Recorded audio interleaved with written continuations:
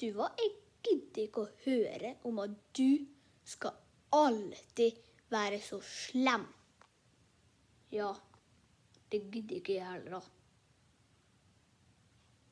Frekt. Det er derfor.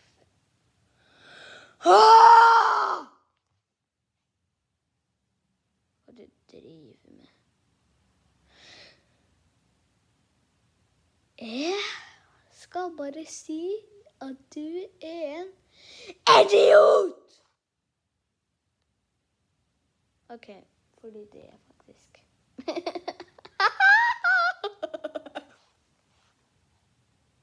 Sær. Ok, ha det.